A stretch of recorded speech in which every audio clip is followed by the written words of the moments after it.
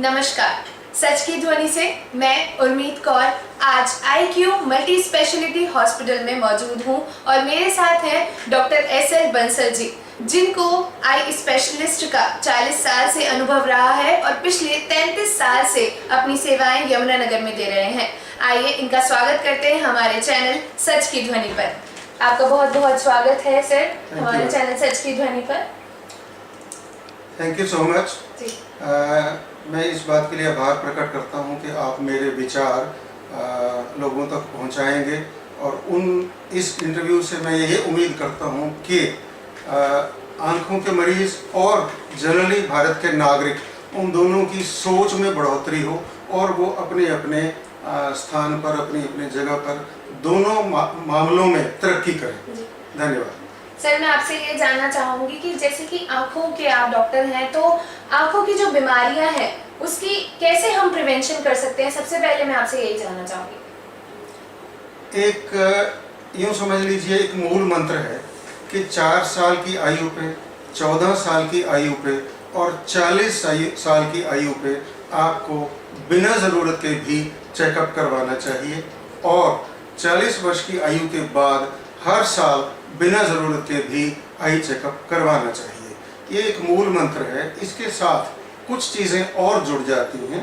वो ये है कि अगर आपको किसी नेत्र चिकित्सक ने किसी तरह का इलाज बताया है, चाहे दवाई के तौर पे, चाहे चश्मे के तौर पे, चाहे कुछ और, उसका भली भांति पालन करें ताकि उस समस्या को बढ़ने से रोका जा सके या उस समस्या का पूरा निदान हो सके, उपचार हो सके और आपकी दृष्टि बची रहे।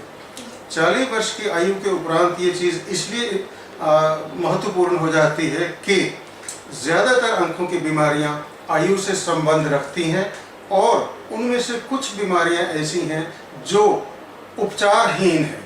इसलिए जितना उनके प्रति प्रिवेंशन वाला माहौल बनाया जाए उतना अच्छा है। जैसे कि आज के समय में महसूस किया जाता है कि बहुत ही कम उम्र के बच्चों में जो आंखों की बीमारियां देखने को मिलती हैं, उनकी आंखें कमजोर होती हैं, उन्हें चश्मे लग जाते हैं, उसके पीछे क्या कारण रहता है?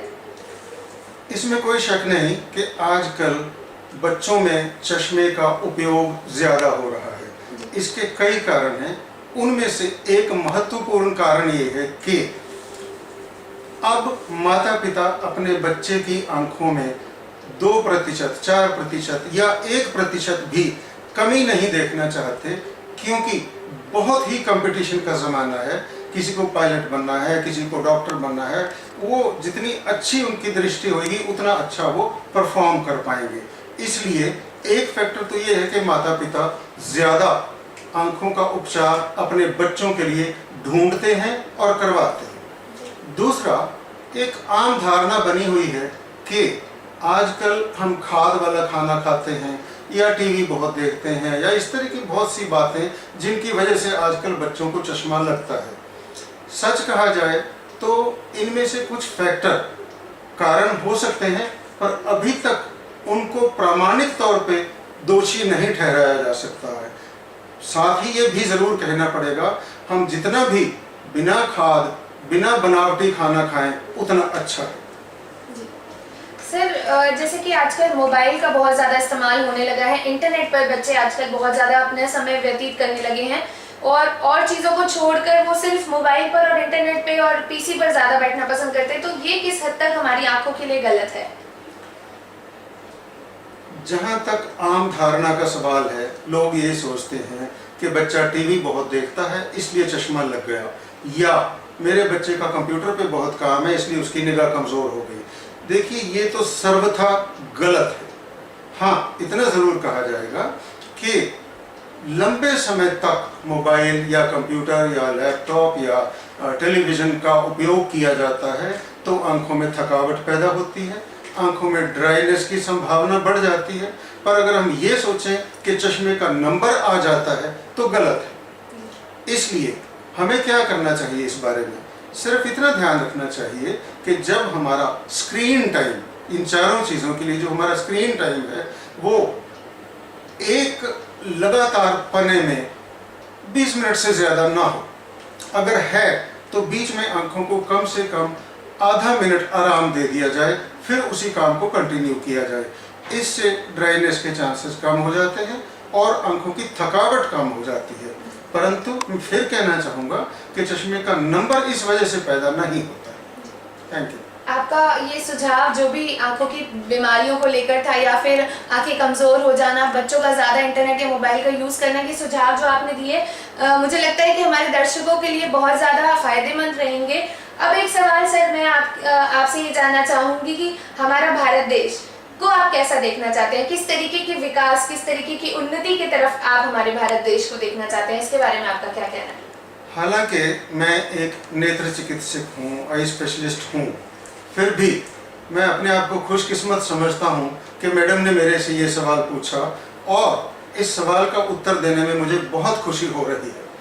सबसे पहले मैं ये कहना चाहूँगा कि मैं चाहता हूँ कि भारत एक उन्नत देश हो, सारी दुनिया में इसका नाम हो, इसका प्रभाव हो, और वो फोर्स के तरीके से नहीं, मिलिट्री के तरीके से नहीं, मार्गदर्शन के तरीके से लोग हमें ये देखें कि इन लोगों से सीखने की ज़रूरत है, क्योंकि पहले भी हमारे से ही दुनिया सीखती रही है।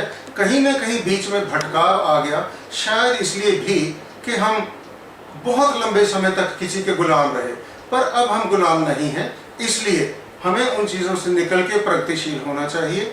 और इस संदर्भ में मैं 3-4 पॉइंट्स, 3-4 बातें ज़रूर कहना चाहूँगा।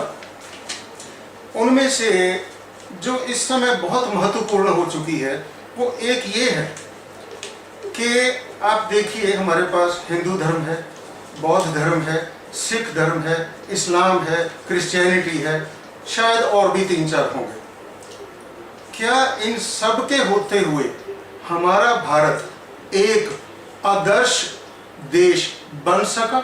नहीं, अभी भी क्राइम होता है, अभी भी बहुत कुछ होता है। मैं इसमें से ये नहीं कहना चाहता कि उन धर्मों में से किसी एक को हटा दिया जाए, पर मैं ये ज़रूर कहना चाहता हूँ कि क्या हमें किसी नए धर्म की ज़रूरत है? मेरा बिल्कुल स्पष्ट मत है कि हमें किसी और धर्म की ज़रूरत नहीं है।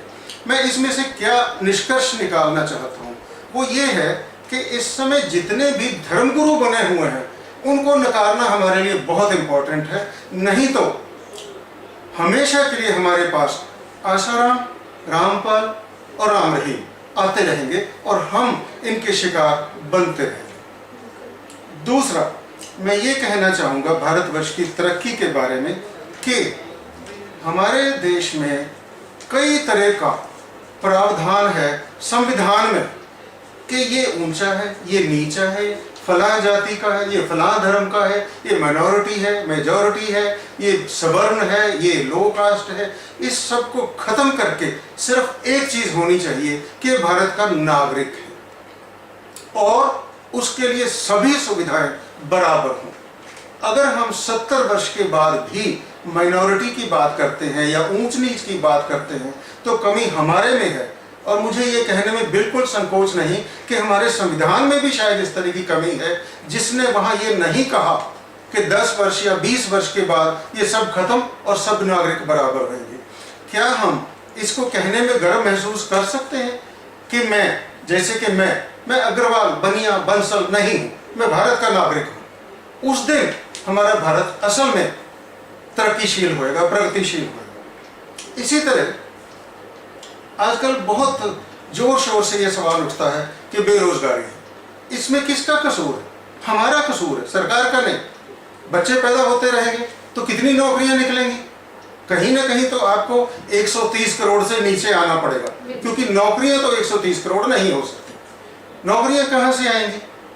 आप इतनी जनसंख्या बढ़ाते जा रहे हो, इसके लिए जो भी ज़रूरी कदम है बेशक उनमें कुछ हद तक यूँ कहिए कि ज़बरदस्ती वाला एलिमेंट भी हो तो भी भारत के लिए फ़ायदेमंद होगा। हाँ, उसमें क्रूएलिटी या क्राइम ना हो, वो ज़रूर हमें देखना पड़ेगा। पर बिना जनसंख्या को कंट्रोल किए अगर आप नौकरियां चाहते हैं, असंभव। इसी तरह शिक्षा बहुत ही ज़रूरी बात है। मैं ये चाहूँगा कि +2 तक कम से कम सारे भारतीयों के लिए शिक्षा निःशुल्क हो, फ्री हो, एक पैसा भी पेरेंट्स का खर्च नहीं होना चाहिए, और धीरे धीरे इसे ग्रेजुएशन लेवल तक ले जाया जाए।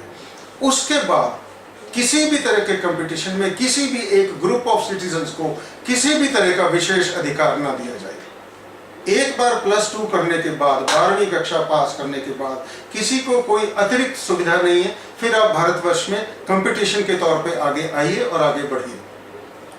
और अंत में मैं एक जरूर बात कहना चाहूँगा कि अंधविश्वास से जब तक हम मुक्ति नहीं पाएंगे, भारत आगे नहीं बढ़ सकता। एक आदमी छींक मारता है, वो गाड़ी स्टार्ट करने से झिझकता है। एक आदमी कहता बिल्ली आ गई तो मैं ये नहीं करूँगा। एक आदमी कहता वीरवार को कपड़े नहीं धोऊंगा। एक आदमी कहता शनिवार को लोहा नहीं खरीदूंगा। तो ऐसे तो फिर काम रुकेंगे। कुल मिला के 7 ही तो दिन है एक सप्ताह में। एक दिन आपने बंद कर दिया, संडे को वैसे बंद है, तो कहाँ से काम होंगे। इसलिए मेरा बहुत विनम्र अनुरोध है हर भारतीय से कि अंधविश्वास में से निकले और एक जागरूक जिंदगी जिए। धन्यवाद। बहुत बहुत धन्यवाद डॉक्टर सर आपका, और बहुत अच्छा लगा आपसे बातचीत करके, और हमने काफ़ी चीज़ें ऐसी जानी जो हमारे समाज के लिए बहुत ज़्यादा ज़रूरी है। हमने आँखों के उपचार किस तरीके से किया जाए, अपनी आँखों का देख रेख कैसे की जाए, ये भी जाना डॉक्टर साहब से, और साथ ही हमने ये भी जाना कि भारत एक उन्नत देश कैसे बन सकता है। साथ ही साथ जो समाज में कुरीतियां हैं, शिक्षा की ज़रूरत है, वो किस कदर हमारे लिए ज़रूरी है, ये भी डॉक्टर साहब ने हमें बताया। और ये भी बताया कि एक नागरिक अगर इस दुनिया पे आया है, एक जीव अगर इस दुनिया में जन्म लिया है, तो वो एक समान है, उसमें कोई भी ऊंच नीच की भावना नहीं होनी चाहिए। इसी तरीके से अगर आप भी कुछ इसी तरीके के प्रोग्राम सच की ध्वनि पर देखना चाहते हैं तो जुड़े रहिए सच की ध्वनि के साथ, और साथ ही साथ इस चैनल को सब्सक्राइब भी कीजिए, लाइक भी कीजिए और शेयर भी कीजिए। अगली खास वीडियो के लिए जुड़े रहिएगा सच की ध्वनि के साथ। नमस्कार।